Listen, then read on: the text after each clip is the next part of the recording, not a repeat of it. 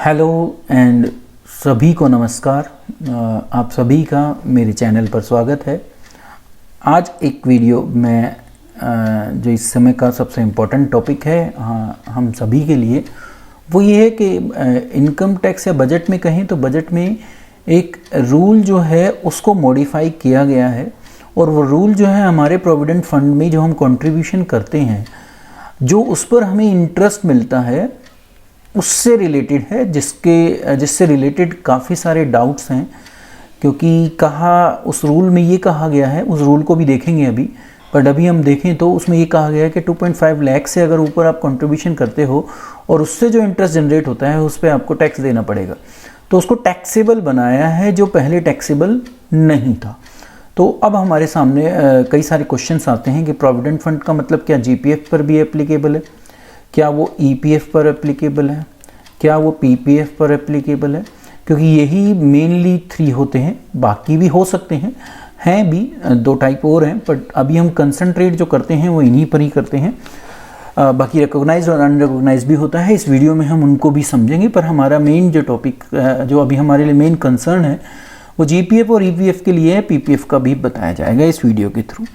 तो इस वीडियो के थ्रू हम समझेंगे कि क्या इंटरेस्ट जो बोला गया है उस रूल के अकॉर्डिंग, गवर्नमेंट बजट जो डिक्लेयर हुआ है या जो हमारा फाइनेंस बिल आया था, उस फाइनेंस बिल के अकॉर्डिंग क्या इंटरेस्ट टैक्सेबल है। तो इस वीडियो के थ्रू हम इस क्वेश्चन का आंसर देख पाएंगे और साथ ही साथ हम ये भी देखेंगे कि मेरे अकॉर्डिंग क्या सजेशन है आपके लिए कि आप किस तरीके से करें फंड में अपनी सेविंग, सो दैट आप मिनिमम टैक्स दे पाएँ और या बिल्कुल भी टैक्स ना दें। तो वीडियो को अगर आप अंत तक देखेंगे तो इन सभी क्वेश्चंस के आंसर आपको मिल जाएंगे। तो शुरू करते हैं अपनी वीडियो को। वीडियो में सबसे पहले ये है कि जो ये प्रोविडेंट फंड होता है, इसके लिए अगर हम रूल बोलें तो कुछ चीज़ें एग्जेम्प्टेड हैं टैक्स से, या कुछ कहें तो डिडक्शन है।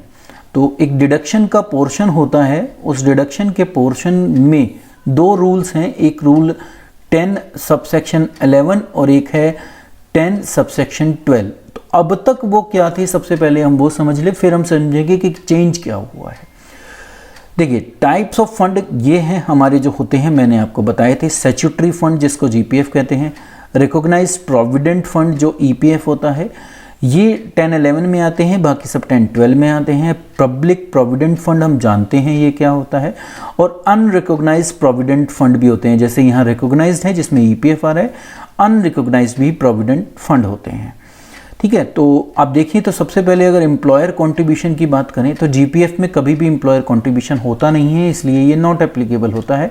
तो यहाँ पर उसको एग्जेम्पशन मिलने का कोई सवाल ही नहीं होता। अगर हम रिकॉग्नाइज्ड प्रोविडेंट फंड की बात करें, और जो कंट्रीब्यूशन एम्प्लॉयर करता है, एम्प्लॉई वाला तो है ही फुल्ली एक तरीके से एग्जेम्प्टेड, पर जो कंट्रीब्यूशन या कहीं एम्प्लॉयर और एम्प्लॉई दोनों के लिए ईपीएफ में रूल ये है कि 12% तक जो कंट्रीब्यूशन करते हैं, चाहे वो एम्प्लॉयर करे चाहे वो एम्प्लॉई करे, वो एग्जेम्प्टेड होता है किसी भी काइंड ऑफ टैक्स से। कंट्रीब्यूशन की बात चल रही है, अभी इंटरेस्ट पर नहीं आया। इंटरेस्ट यहाँ पे है जिसमें वो चेंज है, बट अभी हम ओवरऑल भी समझ रहे हैं कि 10-11 और 10-12 क्या होता है।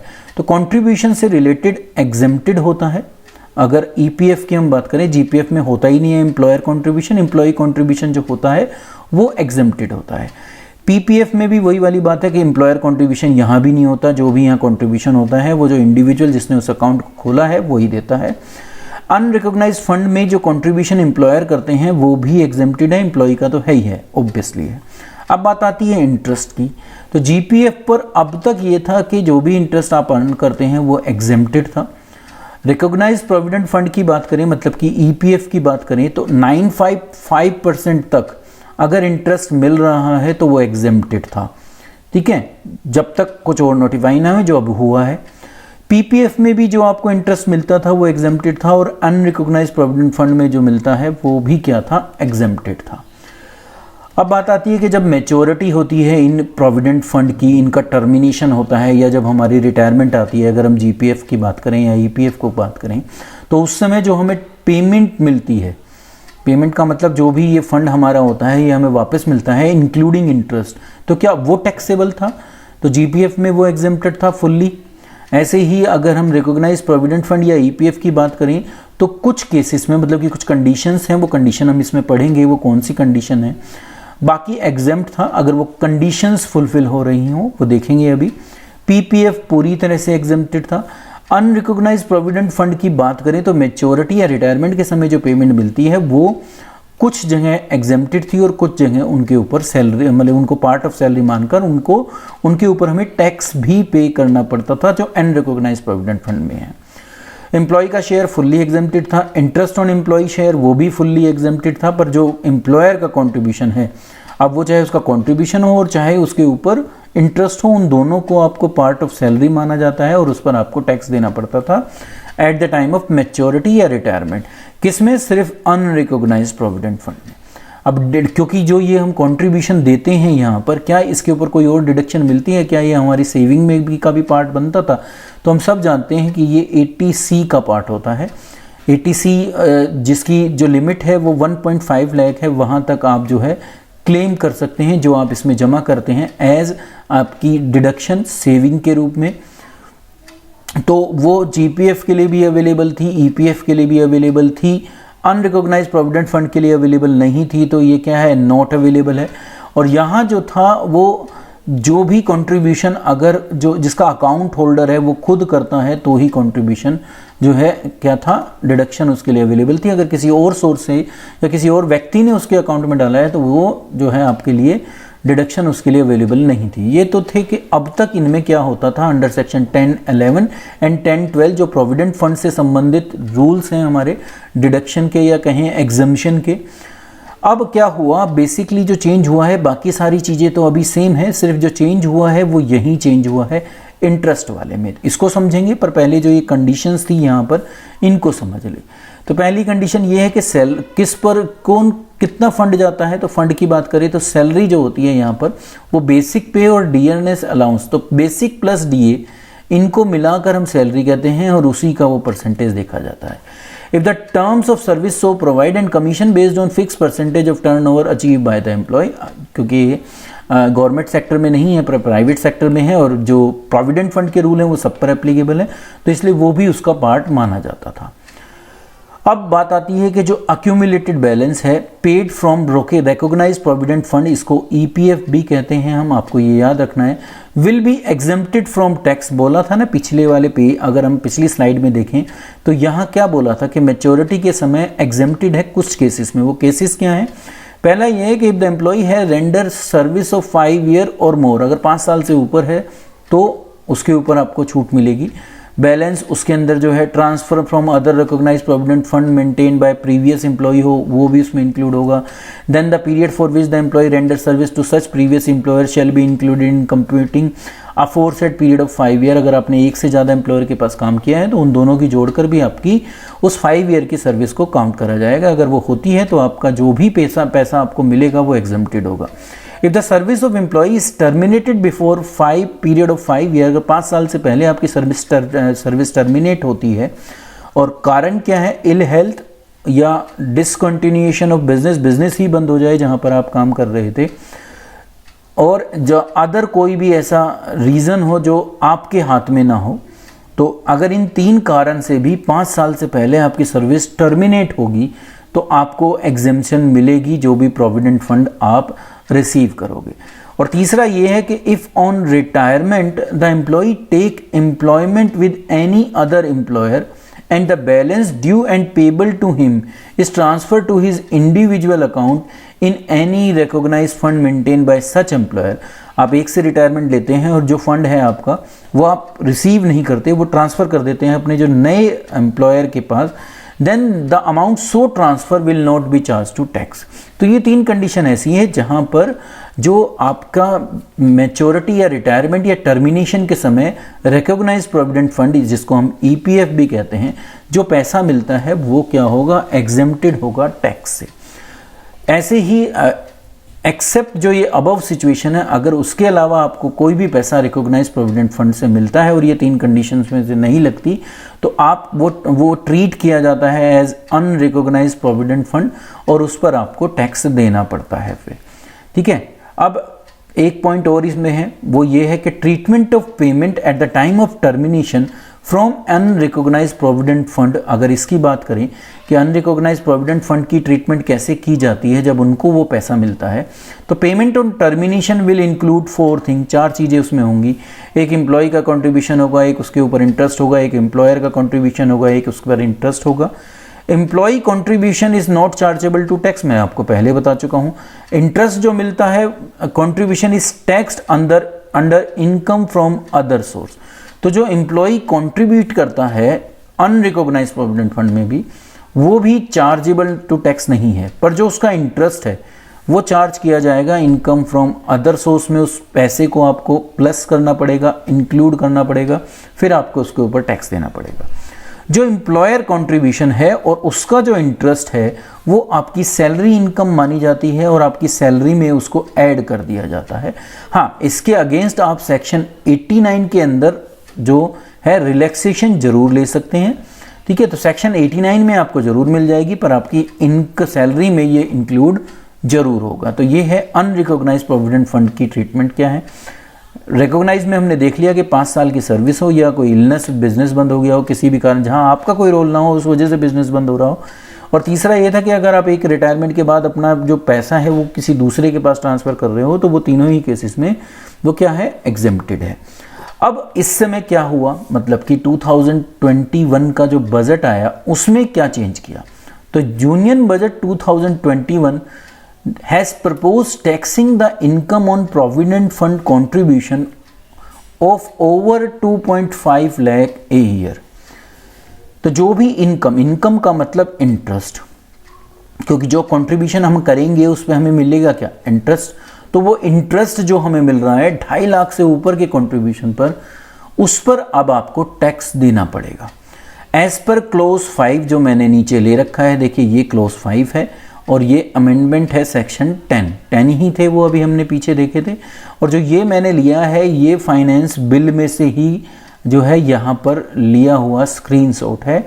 तो ये फाइनेंस बिल का पार्ट है जो नीचे यहाँ पर मैंने दिखाया है, क्लोज 5 है फाइनेंस बिल 2021। वो ये कहता है कि interest on any contribution above 2.5 lakh by an employ to recognised provident fund will be taxable from 1 April 2021। तो जो भी रिकॉग्नाइज्ड प्रोविडेंट फंड है उस पर आपको टैक्स देना पड़ेगा। अब देखिए क्या कहता है ये, अगर इसमें देखें तो क्लोज इसका 11, क्योंकि 11 ही हमने पढ़ा था, क्लोज 11 किसका था, आपको मैंने बताया था जीपीएफ का था, ठीक है, स्टैट्यूटरी प्रोविडेंट फंड था। तो उसमें ये चीज ऐड हुई है कि provided that the provision of this clause shall not be apply to the income by way of interest, जो इनकम आपके इंटरेस्ट के रूप में एक्रूड हुई है ड्यूरिंग किसी भी प्रीवियस ईयर, क्योंकि प्रीवियस ईयर के हिसाब से ही हम टैक्स देते हैं। असेसमेंट ईयर और फाइनेंशियल ईयर होते हैं, हम सब जानते हैं। तो जो भी हम टैक्स देते हैं वो प्रीवियस ईयर की इनकम पर देते हैं।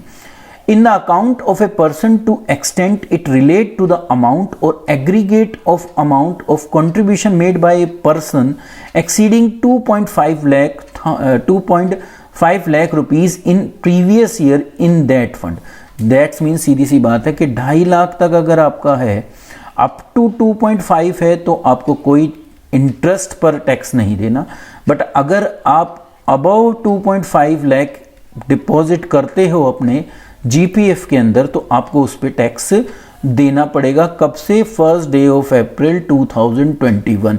उससे पहले वाले के लिए मैं क्लियर कर दूं, क्योंकि क्वेश्चन फिर ये अराइज होता है और ये मैंने क्वेश्चन बहुत बार सुना है।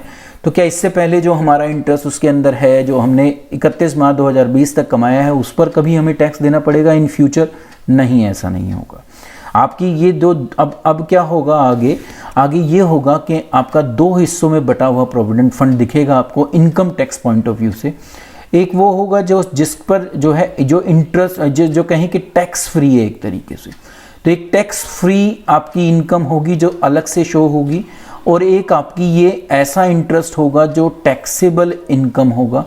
ठीक है, ये टैक्सेबल इनकम का सारा इंटरेस्ट आपको यहाँ मिलेगा हर बार, और फिर उस पर इंटरेस्ट पर भी अगर आप इंटरेस्ट अर्न करोगे तो वो नेक्स्ट ईयर में उस पर टैक्स देना पड़ेगा, पर 2 अलग अलग स्लैब होंगी। 2.5 लाख तक जो जमा करते रहोगे, पिछला भी और आगे भी, उस पर आपको टैक्स नहीं देना। पर जो 2.5 लाख से ऊपर आप 1 अप्रैल 2021 के बाद जमा करेंगे, उस पर जो इंटरेस्ट आप अर्न करेंगे, जिसको हम अपनी इनकम कहते हैं, उस इनकम पर आपको टैक्स देना ही पड़ेगा और ये इस तरीके से बाइफरकेटेड होगा। तो ये क्लैरिटी भी लाना बहुत ज़रूरी था कि आगे क्या होगा। तो आगे इस तरीके से फॉलो होगा। अब इसी का सेक्शन 12 है, हमने अभी पढ़ा था कि वो recognised provident fund EPF, PPF, इन सब चीज़ों के लिए होता है। तो उसमें भी अमेंडमेंट की गई है और वो क्या कहता है, बिल्कुल वही लैंग्वेज लिखी है कि provided that the provision of this clause shall not be apply to the income by way of interest accrued during the previous in the account of a person to the extent it relate to the amount or aggregate of the amount contribution made by that person exceeding 2,50,000 rupees in any previous year in that fund on or after first day of April 2021 and computed in such a manner as may be prescribed। तो आपको उससे ऊपर वाले पे tax देना पड़ेगा, 2.5 लाख तक आपको टैक्स नहीं देना पड़ेगा। तो फाइनेंस बिल हमें ये बताता है। अब जब ये एप्लीकेबल हो गया तो 10.11 और 10.12 में क्या चेंजेस हुए, तो आप देखोगे तो ये जो पहला पोर्शन था जब हमने पहले पढ़ा था उसमें कोई चेंज नहीं है। मैच्योरिटी वाला भी बिल्कुल सेम उसी तरीके से चल रहा है, वहाँ पर भी कोई चेंज नहीं है। डिडक्शन जो मिलनी है वो भी एज इट इज़ है जैसे मिलनी थी, जो जिसको नहीं मिलनी थी वो बिल्कुल ऐसे। चेंज क्या हुआ, चेंज सिर्फ इंटरेस्ट वाला पोर्शन हुआ।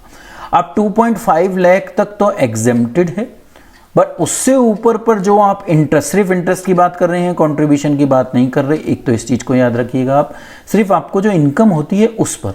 तो 2.5 लाख से ऊपर जो भी आप इंटरेस्ट अर्न करेंगे, कंट्रीब्यूशन अगर 2.5 लाख से ऊपर होता है, चाहे वो 5,000 ही होता है और उस 5,000 पर आपको इंटरेस्ट मिलता है, तो उस इंटरेस्ट पर आपको टैक्स देना पड़ेगा और ये आपकी इनकम या कहें कि सैलरी उसके अंदर ऐड होगा और उसी के बेस पर आप पर टैक्स लायबिलिटी डिसाइड की जाएगी। ठीक है, तो ये आपका आप सैलरी का पार्ट हो जाएगा जो इंटरेस्ट आपने अर्न किया। सैलरी का पार्ट का मतलब है इनकम फ्रॉम अदर सोर्स कहलाता है, जाएगा तो उस सोर्स में अगर टेक्निकली बात करें, पर ये आपकी सोर्स ऑफ इनकम है, एक ये चीज़ समझिए, और उस पर आपको टैक्स भी देना पड़ेगा। ठीक है, तो क्या चेंज हुआ ये आपको क्लियर होना चाहिए कि 2.5 लाख तक अगर आप कंट्रीब्यूट करते हो तो टैक्स नहीं देना, बट अगर 2.5 लाख से आप ऊपर उसमें कंट्रीब्यूट करोगे इन चीज़ों में किसी में भी, तो आपको टैक्स देना पड़ेगा और टैक्स जो दोगे वो सिर्फ जो इंटरेस्ट अर्न करोगे कंट्रीब्यूशन पर उसी पर देना पड़ेगा। तो इसी को कुछ और डीपली समझते हैं कुछ एग्जाम्पल के साथ। तो देखिए, सबसे पहले हमारा जीपीएफ था जिसकी हम बात कर रहे हैं, जनरल प्रोविडेंट फंड। तो आप जानते हैं ज़्यादातर चीज़ें, बस मैंने उसको एक हाईलाइट किया है कि हम जीपीएफ को भी क्लियर कर ले कि जीपीएफ क्या होता है। तो जीपीएफ एक ऐसी सेविंग कम रिटायरमेंट स्कीम है जो सिर्फ गवर्नमेंट एम्प्लॉयज़ के लिए होती है। नॉन गवर्नमेंट एम्प्लॉय जो है वो कंट्रीब्यूट ही नहीं कर सकते जीपीएफ फंड में। A government employ who is a member of GPF need to contribute portion of their income regularly till the time when she or he is employed. उसको करना पड़ता है। जो अक्यूमुलेटेड कॉर्पस होता है जिसमें इंटरेस्ट भी इंक्लूड है, वो इंडिविजुअल जब रिटायर होता है तो उसको वापस दे दिया जाता है। जो भी जीपीएफ अकाउंट का बैलेंस होता है उस पर आपको इंटरेस्ट मिलेगा एक फिक्स रेट से। वो जो फिक्स रेट ऑफ इंटरेस्ट है वो सेंट्रल गवर्नमेंट डिसाइड करती है टाइम टू टाइम और क्वार्टरली ये डिसाइड होती है। तो अगर जीपीएफ के इंटरेस्ट की रेट की बात करें, फर्स्ट क्वार्टर जो फाइनेंशियल ईयर 2020-21 है, मतलब कि क्वार्टर की जगह भाई क्वार्टर तो मुझे यहाँ अप्रैल टू जून जो है उसके लिए सेट की गई है 7.1। उससे प्रीवियस क्वार्टर के लिए क्या थी, वो 7.9 थी। अब गवर्नमेंट एम्प्लॉई जो हैं एलिजिबल होते हैं जीपीएफ में, नीड टू कंट्रीब्यूट कम से कम 6% उनको करना पड़ता है एटलीस्ट, और आप 100% ऑफ योर सैलरी क्या कर सकते हैं, कंट्रीब्यूट कर सकते हैं। तो ये नियम हमें लगभग पता है, बस मैंने क्लैरिटी के लिए बताया। अब टैक्स एग्जम्पशन की बात करें तो जो जीपीएफ होता है वो इस कैटेगरी में आता है, ट्रिपल ई की में। ट्रिपल ई का मतलब जो कंट्रीब्यूट करते हो वो एग्जेम्प्टेड होता है, जो इंटरेस्ट आपको अर्न करते हो वो एग्जेम्प्टेड होता है, और जब आप रिटायर होगे जो पैसा आपको मिलेगा वो भी एग्जेम्प्ट होगा। तो इसी को हम ट्रिपल ई कहते हैं। बट अब जो ये दूसरे वाला पोर्शन था इंटरेस्ट वाला, इसमें थोड़ा सा चेंज हुआ है। इंटरेस्ट जो इनकम है 2.5 लाख तक है वो तो एग्जेम्प्टेड है, पर जो इंटरेस्ट आप 2.5 लाख से ऊपर कंट्रीब्यूट करोगे 1 अप्रैल 2021 के बाद उस पर आपको जो है टैक्स देना पड़ेगा। ये सिर्फ चेंज हुआ है। जीपीएफ क्या होता है यहाँ पर मैंने समझाया आपको। अब देखिए कि क्या इफेक्ट पड़ा जो जीपीएफ में आप कंट्रीब्यूट करते हो। तो मैंने एक एग्जांपल लिया कि अगर हम 30,000 पर मंथ जीपीएफ के अंदर डिपॉजिट करते हैं एवरी मंथ, तो ये पक्का पता है हमें कि 12 मंथ होते हैं। 30,000 हम एक मंथ में डिपॉजिट करा रहे हैं, तो हमने कितना डिपॉजिट कराया? 3,60,000। तो 3,60,000 अगर मैं डिपॉजिट कराऊं तो क्या कितना मुझे टैक्स देना पड़ेगा? क्या मेरी टैक्स लायबिलिटी बनेगी जो पहले नहीं बनती थी इस वाले पर, जीपीएफ पर जो भी डिपॉजिट मैं करता था, अब कितनी बनेगी वो अगर हमें समझने की ज़रूरत है। तो देखिए जो शुरू के 2.5 लाख हैं उस पर कोई टैक्स नहीं देना पड़ेगा। दो आप इंटरेस्ट जरूर अर्न करोगे। मैंने अभी जो रेट ली है वो 7.1 ली है। तो 7.1 की रेट से 2.5 लाख पर आपका इतना जो है इंटरेस्ट बनता है। बट आप 3 स्लैब लेके मैंने एग्जांपल को आप तक पहुंचाने की कोशिश की है, जो 10% की में है, जो 20% की में है और जो 30% की में है।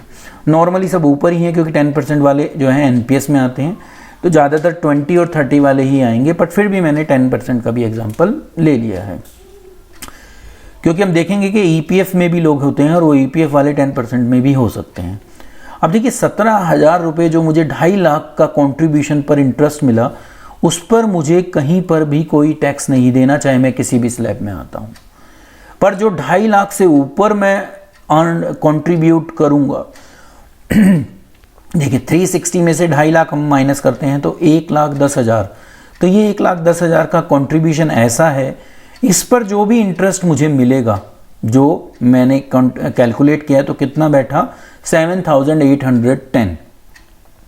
तो इस 7,810 पर मुझे टैक्स देना पड़ेगा। ये मेरी टैक्सेबल इनकम है, इसको मेरी इनकम में ऐड किया जाएगा, सिर्फ इस वाले पोर्शन को। ठीक है, तो ये मेरी टैक्सेबल इनकम है, ये नहीं है, ये कहीं ऐड नहीं होगी। अब इस टैक्सेबल इनकम अगर 10% की स्लैब में हो तो आपका 781 का टैक्स बैठता है। अगर आप 20% की स्लैब में हो तो 1,562 का टैक्स बैठता है। अगर आप 30% की स्लैब में हो तो आपका 2,343 का टैक्स बैठता है। ठीक है, तो देखिए अगर आप देखें तो आपने टोटल कितना इंटरेस्ट अर्न किया है? 24-25 के आसपास, और टैक्स आपका सिर्फ इसी इनकम पर बैठेगा जो यहाँ पे आपने अर्न की है। तो ये आपको समझना है कि अब आपके लिए क्या चेंज हुआ है। मैं तो अभी भी यही आपको बताऊंगा, बाद में बताऊंगा, खैर अभी बीच में नहीं, मैं बीच में बताना चाहता, लास्ट में सजेशन दूंगा। तो ये था एग्जांपल, जब आप जीपीएफ में 30,000 पर मंथ अगर डिपॉजिट करते हो तो क्या स्टेटस बनता है। अब हम चलते हैं दूसरे पर, जिसको हम रिकॉग्नाइज्ड प्रोविडेंट फंड कहते हैं। ईपीएफ जो सारी जो प्राइवेट कंपनीज हैं हमारी या प्राइवेट ऑर्गेनाइजेशन है वो उनके ऊपर एप्लीकेबल होता है।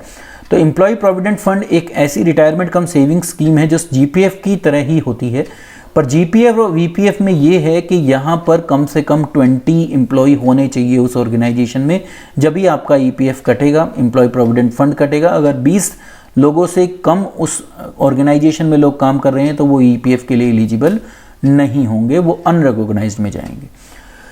जो भी ईपीएफ अकाउंट का बैलेंस होता है और जो उस पर इंटरेस्ट अर्न किया जाता है एम्प्लॉय प्रोविडेंट फंड के द्वारा, वो डिक्लेयर करी जाती है रेट, और जो इस समय की जो रेट है आज के समय में वो 8.5% है। जो ये इंटरेस्ट आप मंथली कैलकुलेट करते हो और वो इंडिविजुअल के ईपीएफ अकाउंट में ट्रांसफर हो जाता है at the end of every year. Calculate monthly होता है पर ट्रांसफर कब होता है? At the end of every year. In case of EPF, both the employer and employee are required to contribute to such an employee EPF account. तो यहाँ हमें पता है जीपीएफ में ये नहीं होता है, यहाँ होता है कि एम्प्लॉयर भी कंट्रीब्यूट करता है, एम्प्लॉय भी कंट्रीब्यूट करता है। ये रेट 12% थी, but due to pandemic situation इसको अभी जो करंट में है वो 10% कर दिया गया था जून टू अगस्त 2020, क्योंकि जो पेंडेमिक सिचुएशन थी उसकी वजह से नीचे, नहीं तो ये कंट्रीब्यूशन कितना था? 12% था, बोथ एम्प्लॉयर का भी और एम्प्लॉई का भी। अब इसका टैक्स का स्टेटस क्या है अगर इसको समझे तो ये भी ट्रिपल की कैटेगरी में ही आता था, मतलब कि कंट्रीब्यूट भी एग्जेम्प्टेड, इंटरेस्ट जो उस पर था वो स्टार मैंने बना रखा है। स्टार का मतलब है कुछ हद तक एग्जेम्प्टेड था।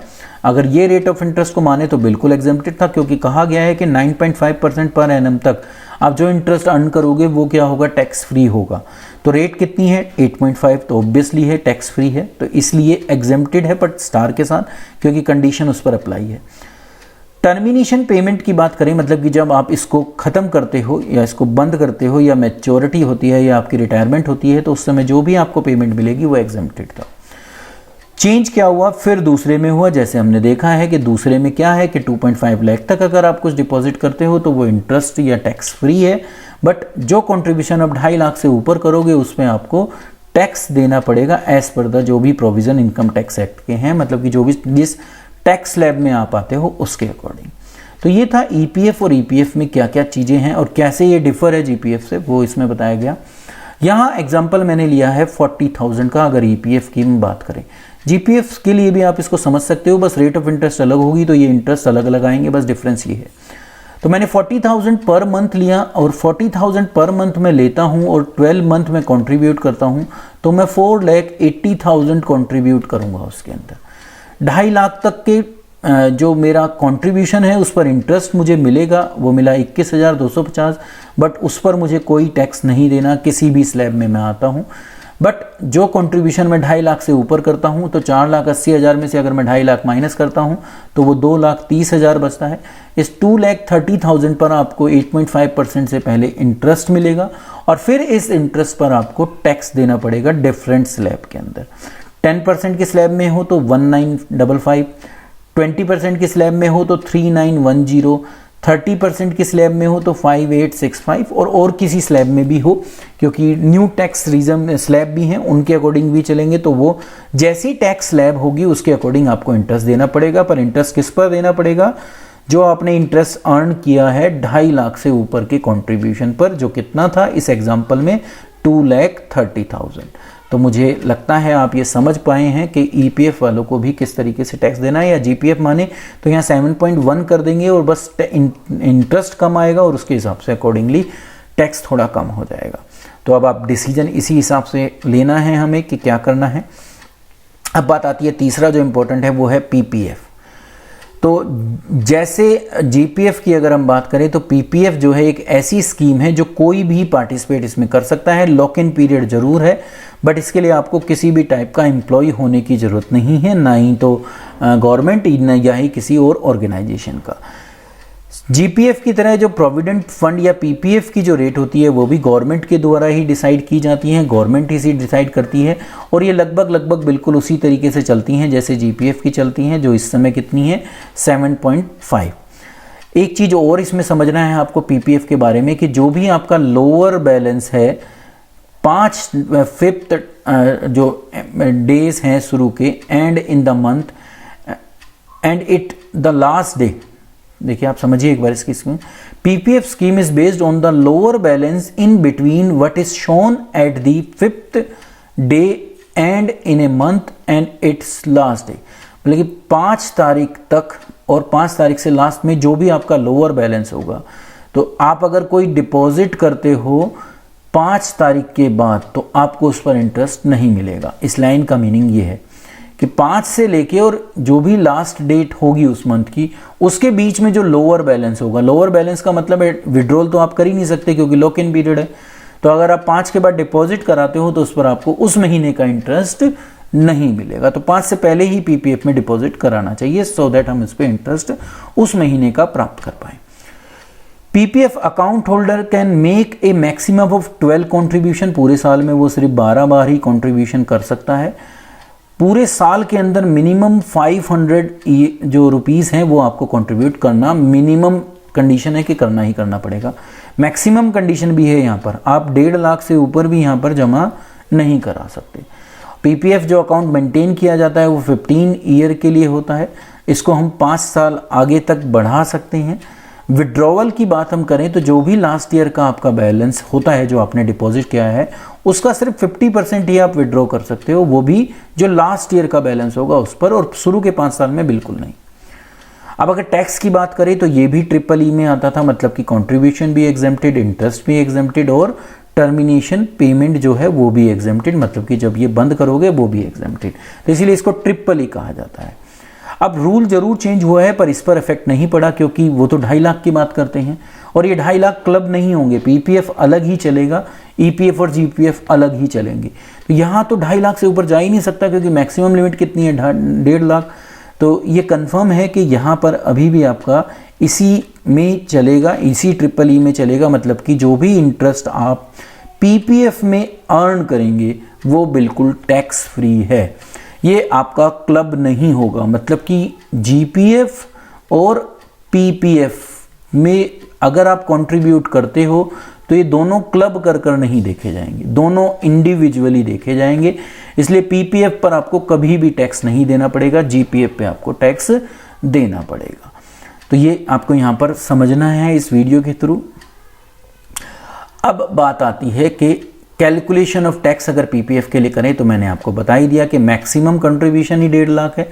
अगर उस पर 7.1 के हिसाब से निकालते हैं तो 10,650 आता है और कोई भी टैक्स उस पर हमको देना नहीं है, क्योंकि हम 2.5 लाख से ऊपर कंट्रीब्यूट कर ही नहीं रहे हैं।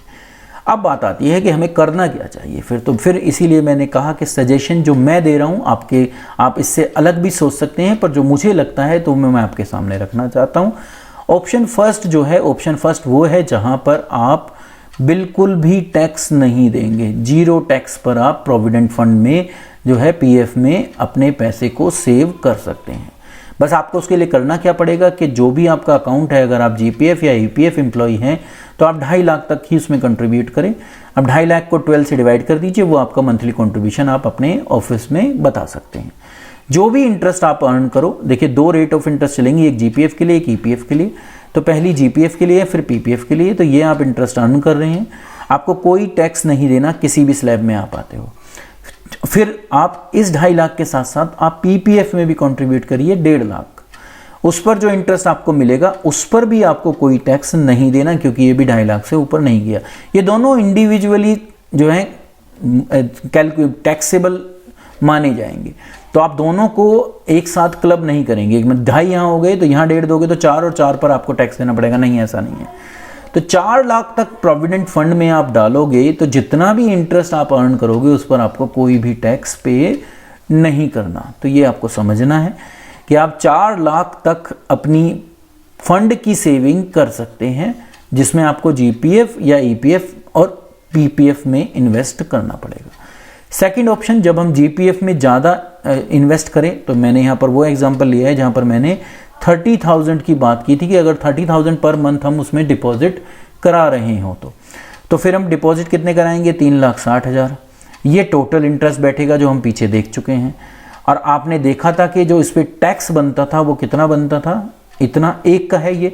अभी असल में मैंने इसमें ना ईपीएफ वाला टैक्स नहीं इंक्लूड किया, क्योंकि इसका इंटरेस्ट पोर्शन अलग था, तो उसका जो टैक्स वाला अमाउंट था वो भी अलग था। ये सिर्फ अभी जीपीएफ के लिए लिया गया है। तो ये एक यहाँ पर कमी रह गई इस वीडियो को बनाने में कि ईपीएफ वालों का जो इंटरेस्ट या टैक्स था वो मैं यहाँ पे शो नहीं कर पाया, वो आप पीछे जाएंगे तो आपको मिल जाएगा। देखिए 40,000 था, इसीलिए मैं शायद उसको भूल गया। 40,000 के हिसाब से एग्जांपल लिया हुआ है, वहाँ पे दोनों के 30 हैं तो थोड़ा सा डिफरेंस आएगा।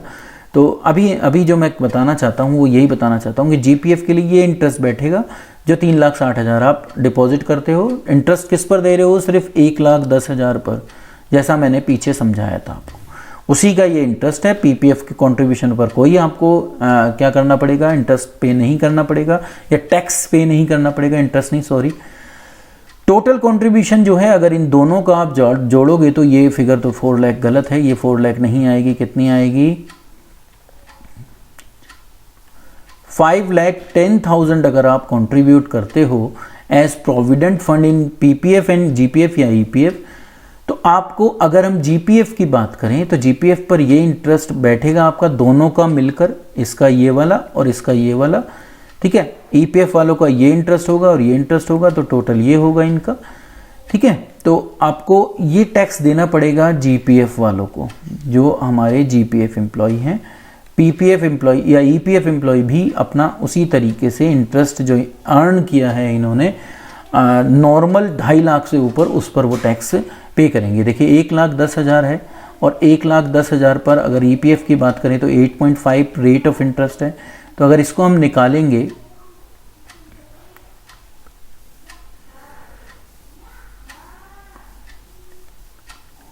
तो वो 9335 आएगा। तो इसका मतलब है यहाँ पर 935 का इंटरेस्ट बैठेगा, यहाँ 1870 का बैठेगा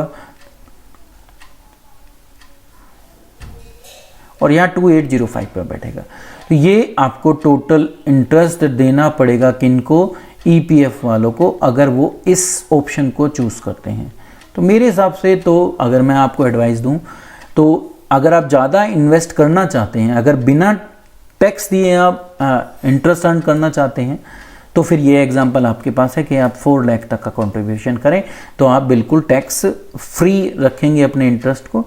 बस मेरे हिसाब से ये ऑप्शन भी बेटर है, और इससे ऊपर भी जाएं तो वो भी बेटर है, क्योंकि इतना ज़्यादा आपको टैक्स नहीं पे करना पड़ रहा। तो आप इससे डरिए मत कि पीएफ पे टैक्स कट रहा है तो बहुत बड़ी बात है, कोई दिक्कत नहीं है, कोई दिक्कत नहीं है, आपको इतना ज़्यादा कोई टैक्स लायबिलिटी नहीं बैठेगी। Thank you for watching till the and. अगर आपको वीडियो वर्थवाइल लगी हो तो इसको लाइक ज़रूर कीजिएगा, मेरी वीडियो को ज़्यादा से ज़्यादा इसको शेयर कीजिए जितने लोगों तक ये पहुंच सके, जो वो समझ पाएँ जीपीएफ, वीपीएफ, पीपीएफ क्या है और किसके ऊपर इंटरेस्ट का क्या फंडा है। And subscribe my channel. इस चैनल पर आपको जो हमारा डायरेक्टरेट ऑफ एजुकेशन है उससे रिलेटेड जो भी एजुकेशनल सर्कुलर ऑर्डर आते हैं उनकी क्लैरिफिकेशन मिलेगी, साथ ही साथ हमारे जो सर्विस मैटर है उसमें इनकम टैक्स भी इंक्लूड है, उसके ऊपर भी आपको पूरी जानकारी मिलेगी। Thank you.